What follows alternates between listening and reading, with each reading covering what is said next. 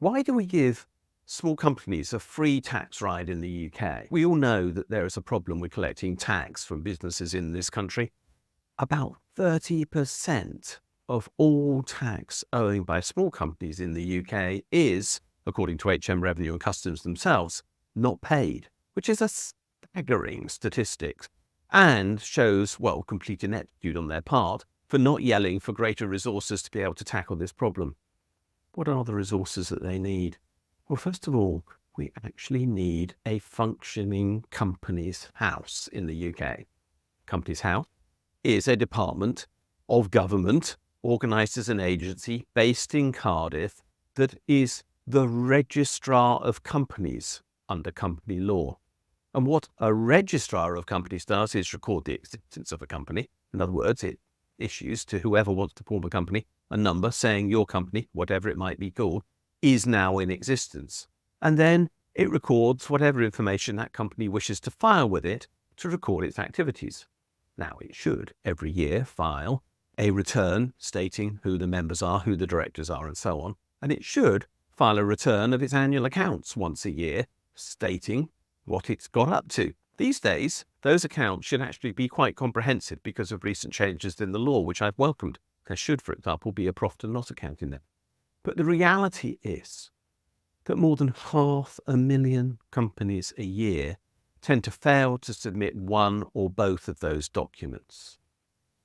Put that in context, that's more than 10% of all UK companies usually fail to submit one of those documents each year.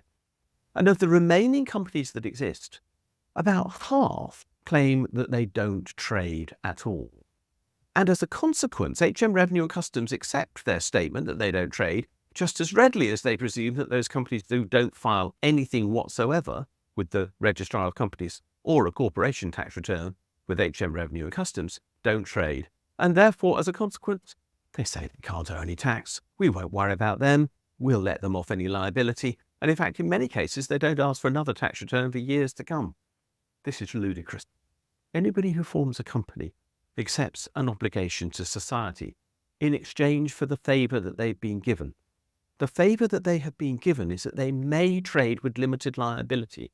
In other words, presuming that they have used their best endeavours and avoided being dishonest, if they go bust, they don't have to pay their creditors. That is a ridiculous benefit to be provided with, and yet it's being abused by vast numbers of people. And I'm afraid to say some of those people who are abusing that benefit will be fraudsters, conmen, cheats, and whatever else. As a consequence, 30% or more of small business tax is not being paid. This is costing billions of pounds a year. HM Revenue and Customs underestimate the amount.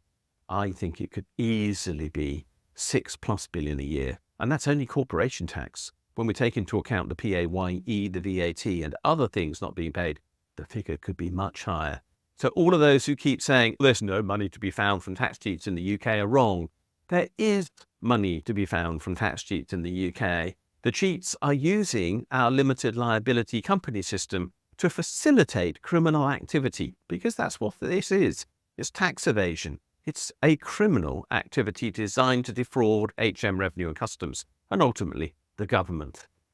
And yet the government is letting it happen. And by doing so, it is failing the honest small business community, because the honest small business community is dependent upon the government running a system of rules so that there is a level playing field on which all can compete. But it isn't doing that. Far from that. It's actually running a system of rules where those who wish to cheat can do so. Like one side playing with the offside rule and the other not. Or one side playing with 15 people and the other with only 11. If you don't mind me using a few footballing analogies, you could provide cricket, basketball, or whatever else instead. The point is, the rules are being rigged in favour of the cheats, and the government's letting that happen. I don't understand why.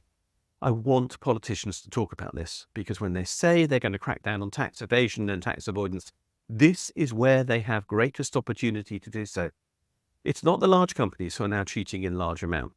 Some do, but nothing like on this scale.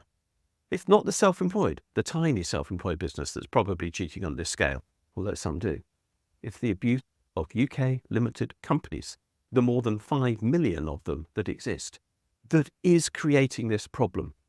We need an effective companies regulator in the UK who cracks down on the cheats and who is funded by bigger regulatory fees charged to all those honest companies who are complying with the law to make sure that the cheats are eliminated from the system, then, and only then, can we have effective markets in the UK.